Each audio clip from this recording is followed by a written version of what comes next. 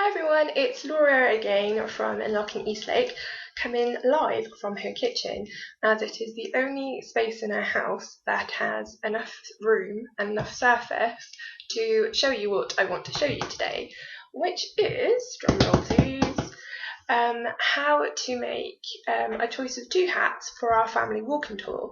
The first hat, which I'm going to model, is the Napoleon hat, which is also called a bicorn hat, and it looks something like this. And it has a string to go across to tie in the other hole so it'll stay on your head. And if you look very closely as well, you can see what I've done and just add on trimmings or little bits of ribbon, and I put a gold Napoleonic coin in there just to individualise it a little bit, and I'll show you how to make all of this in this tutorial, and I'll also put it as a picture step-by-step written guide underneath it as well, so you can have a go at making them at home as a little bit of a family summer event whilst you're off school. So that's the first choice. The second choice of hat, which you're more than welcome to do as well, is the Eastlake top hat, like so. Mine is slightly too small for my head because I have a rather large head, but it should fit most people, and you can always do what I've done with the Napoleonic one, which I'll show you how to do that, and make 2 little punch holes and put a little ribbon across so it'll stay put, because we know how windy Plymouth can get. We don't want you to lose your hats. So yeah, the aim of this is that we all look the same when we go on our family group tour, and we can tell who's in our tour. Maybe you can put your names on the hats, so you can get to meet people, and secondly, it's something nice to keep as a little reminder. Fingers crossed this is going to work. So here we go. Hello, it's still me, but for the next couple of minutes you'll just be able to see my stomach area, and as my work surfaces are quite dark, I've put a mat down, not only to save the work surfaces so my mother doesn't tell me off, but hopefully, because the light's quite poor, you'll be able to see things a lot better on the coloured surface. So first of all, we're going to make the Napoleonic hat, like so. And the way I did this, you will first need a measuring tape, some newspaper to make a stencil, some glue and a stapler, and some sellotape, a hole punch, some string, a pair of scissors, a pencil, some black card, and then any adornments you fancy adding, like some glittery pens and stuffing. So yeah, it's just me again with the first step of how to make the hat. And the first step is to measure the circumference of your head. Well, it might be easier if there's more than one of you to do this, but if not, just go all the way around the base and click it there. And whatever the size of your head is, if you flip it in half, that's the measurement that you'll need to make the inside hole of the template, which I'm just about to show you. So on to the next step. Once you've got your measurement and you have halved that, it's time to make the newspaper template, which looks like so. Ta-da! And as you can see, the shape's really coming together at this point, and you just use the template on the back card later to get the nice cardboard, black cardboard for the hat, and you'll make 2 of them to put them together. But for the meantime, I'll just teach you how to make the newspaper template, and you do that by getting a normal newspaper. Please, if you're not doing this with your parents, ask permission to cut up their newspaper, because I don't want any of you getting into trouble, so promise me we'll do that. And the next step is to either use the measuring tape. I'm just using mine because I had it to hand off to measure in my head, but you can use a ruler, it'll work just as well. And then worked out that the paper's 15 inches and my measurement was 12 inches, so that was 3 inches left over. So that's 1.5 inches either side to work out, which I will measure out like so.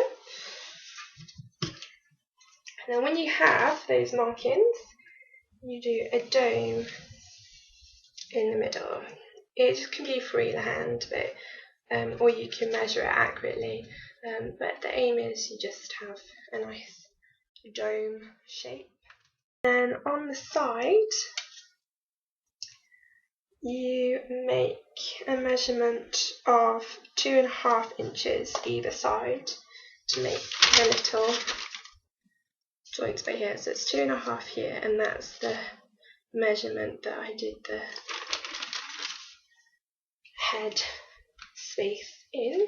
And then once you've done that, you make a measurement in the middle as well, which is 6.5 inches in the middle,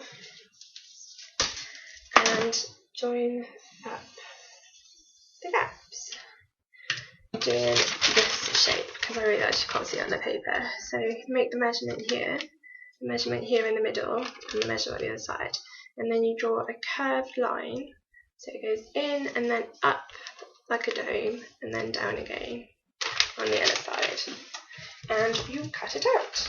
And once you have cut out the shape, you'll get something that looks like that.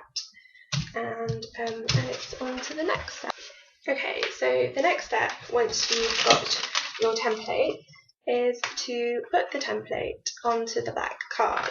Now, as I have said, my head was slightly large, so I have a larger template, and it will not fit on the A4 back card, so I need 2 pieces of A4 back card to get around it. And what I do to make the card longer is I measure up the 2 pieces of card and then glue them together down the side. So I make a glue mark down one edge, like so, and then stick the other piece on top, so it just overlaps. And then to make it slightly more secure, I used a stapler just to overlap the gaps, like so. So you're just left with a long piece of paper. Then you put the template on the paper and draw around, and then you cut it out. Yeah, so once you have cut out the 2 black shapes, you'll end up with something that looks like this. Looks like that. And you'll have 2 of them. And what I want you to do is I want you to get your stapler and staple around the edges of the top and the sides, but leave the bottom open so it looks a bit like a pasty when it opens. Then once you've done that, you'll have a shape that looks like so. And I want you to get your hole punch and punch a hole at either end of the shape. So if you can see, I want you to hole punch at either end of the hole where your head goes. Then it's the fun job, because you've got your hat. It will fit on, the bare essentials are there it goes, and you can see now what the holes are for, because you'll thread, you'll thread some twine through, or some ribbon, or some, I've used wool, you can use anything, and you measure it to your head. So once it's on, you attach it one side, you bring it around, and pop it through the hole. It's a bit tricky, go through the hole. And then, whilst it's on your head, you measure to see how much you need it to be. So it'll fit comfortably under your chin. You don't strangle yourself. When you take that off, you hold it in place, and then just tie a knot. And there you go.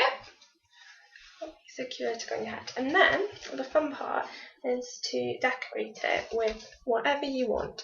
As I see, I have put on a border in gold at the bottom to make it nice and regal, and the Napoleonic little badge right there. Oh, you can't see. There you go. You can see there. With a bit of ribbon and a matching thing up the top. So you got your Napoleonic hat.